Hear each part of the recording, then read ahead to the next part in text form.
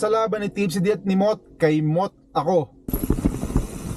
Pero joke lang, nandito tayo ngayon sa Tagaytay, bibisitahin natin yung bagong bike park. Ito mga pare, nakabisa tayo, sobrang lamig dito sa Tagaytay. Konti nila mag-i-snow na. So yun, let's go. So yun mga pare, ride tayo sa Tagaytay. Sama tayo sa Team Larga. First time natin dito sa pinakabagong bike park.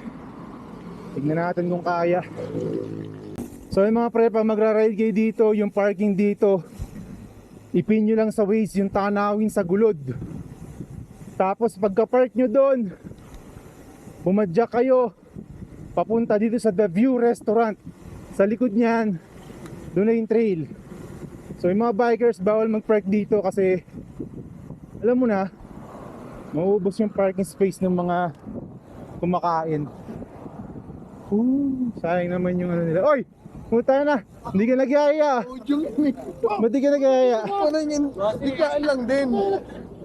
Yeah boy. Hindi ka nag-iaya. Ikaw din eh. Si Rasta hindi pupunta? Boss! Sige pag mag-ride Ito yung view dito sa ano, The View Bike Park. Kaya The View din yung pinangalan sa restaurant. Wala, ang ganda ng view. Sulit Binabayaran niyo yan Ayan, Taal. Angas. Ganda.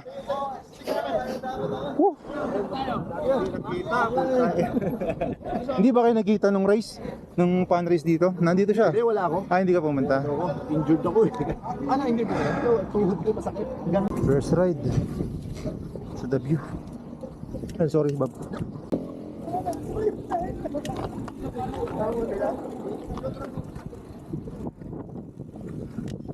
Woohoo! Unang baba. Silip lang. First time natin sa The View. Oh, ganda ng lupa. Ganda pala. Ganda nga. Ew!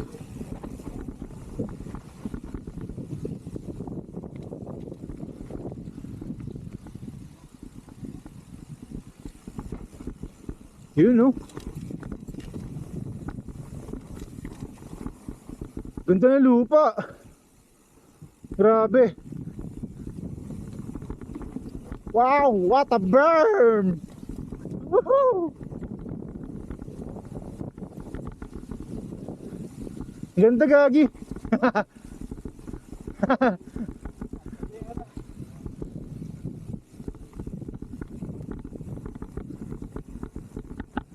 Drop ba yan? Roll? Roll naman pala.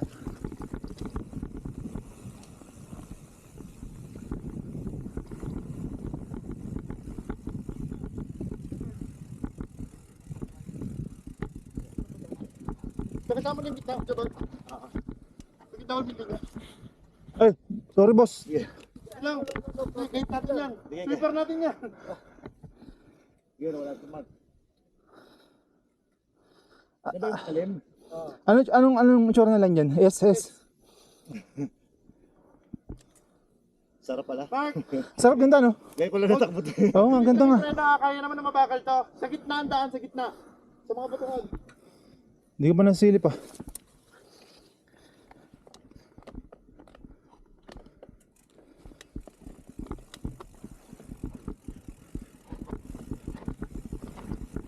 Yeah boy!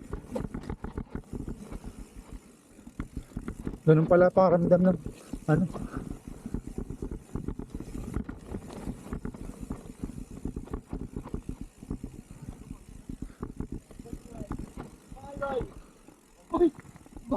Bagay na! Bagay! Dito sa baba.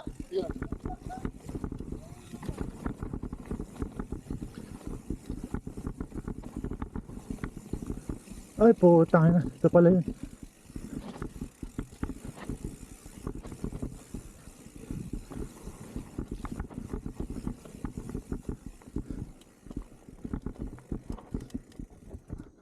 Ganda. Ganda ng lupa. Kapit na kapit. Grabe, yung pinanggalingan namin, oh. The view. Sobrang taas. Sobrang lalim, mga pre. So, masabi ko dun sa trail, ang ganda siya. Ang ganda. Suabe. Sa video, itong part na to, kala mo flat eh. Pero sa personal, may kiliti din, medyo malalim din. Tapos ito, flat turn. Tingnan natin sila.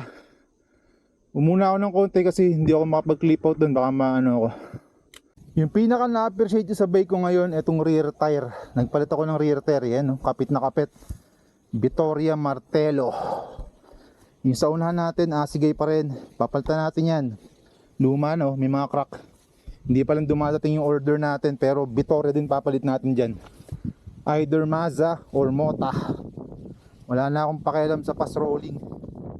Ang laki ng fork natin eh. Ang ganda pre, no? Ha? Ganda. Ito na flow na. Oo. Tsaka kapit na kapit ang lupa ngayon. Nagpupulbos ba yan pag tuyo? Oo. Yun lang. Lalo yung ano yung mga S. Yun lang. Yun ang nakakaano minsan pag nagpulbos eh, no? Ito yung Samantha. Anong plano rito, papi? Lalagyan ng ano? Wall ride. Kasi ito isang linya pa to eh. Ah, meron pa yan. Pero parang maganda dyan wall ride kapag ano. No? Ganda, no? Malinis na nga yung tunnel, maganda ng daanan. Akala ko sa video, itong tangin na to, flat. Tangin na ano pala, Sa video, steep pala, putang ina. Ang daya sa video, Oo. parang mo ang dali. Sa video itong tangin na to, akala mo flat eh. Parang kala mo lahat flat turn na pero. Good ka lang ha. Silip-silip Digs naman to, hindi man duro eh. Perfect lang din. Saan tayo kayo naman? So ito mga pare, sundan natin sila. Ay puta, ito na pala yung ano, high speed.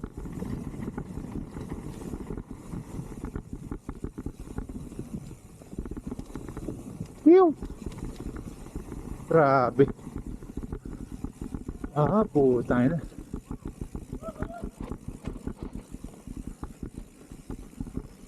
Yeah boy. Oh man. Ooh. Pala yung tulay. Ayos. Ganda ng tulay. Quality. Woo.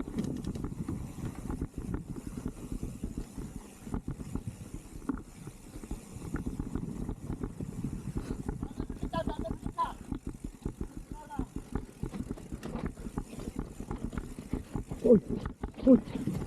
Wow. Basta sa part na yun ah. Yeah boy. Woohoo. Kakangalay rin ah.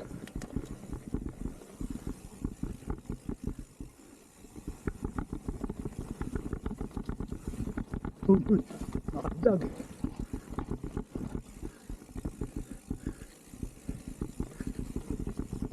Hihiw.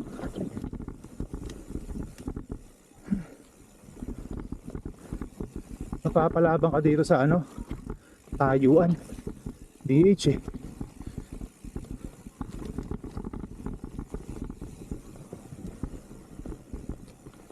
Yuhuu.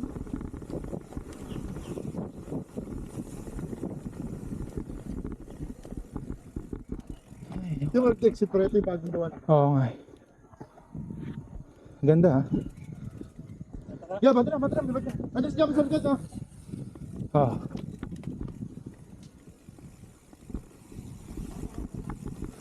Ay puta. Payos pala to. Uy, putang ina mo.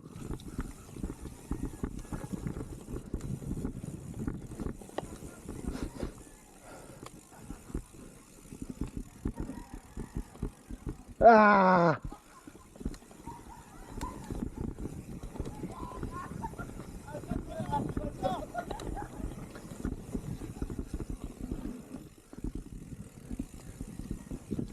Putang ina. Puro sigsag ah. Woohoo.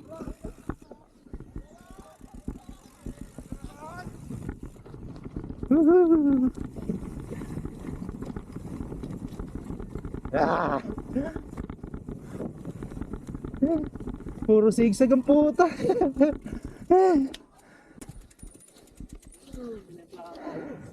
Medyo mahirap. Ay, nako. Ayos naman, maganda. Ganda lupa. Konti pa para tuyo. Happy New Year! Ayos. Safe sa first run. Hirap lang ng puro liko.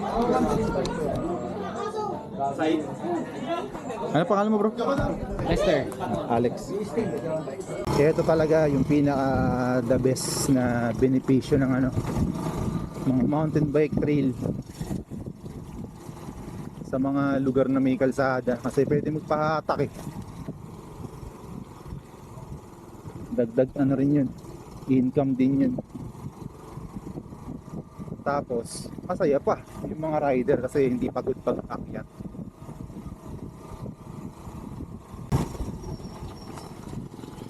Dito na ano, papabayaan ka na ng motor kasi pababa. Wardo!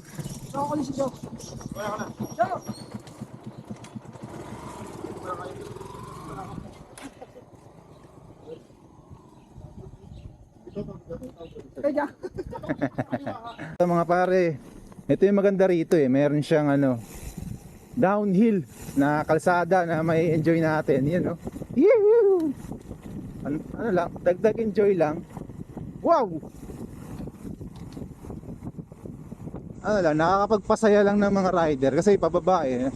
Alam mo naman tayo mga mountain biker, gusto natin pababa. Ayan o, pinafollow natin si Boss Jobad ng Team Larga. Ayun o, wall ride o. Wall ride o. Yung!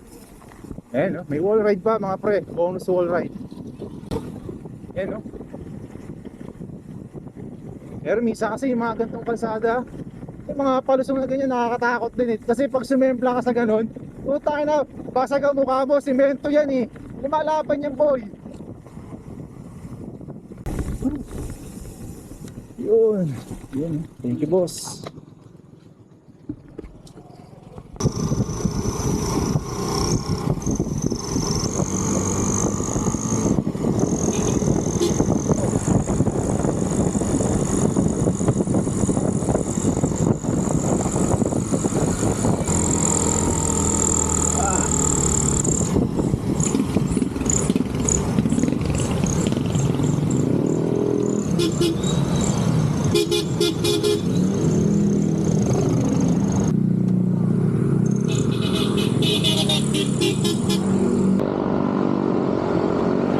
So yung patukli ka ba? Aba, boss. Di na. Thank you.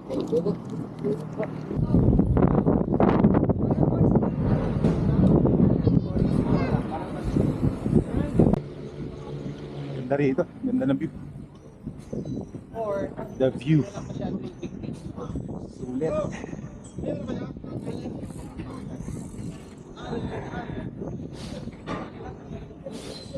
Ano? Hindi ka pa mag-uwi ng malunggay.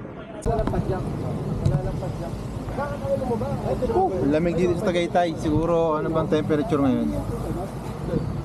Sobrang lamig, nakakatae. Tapos lulusong pa.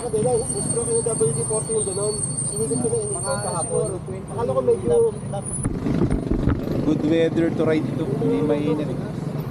Yan, si Boss, Papa. part 2 po ito ng ano, trail side stories na ano.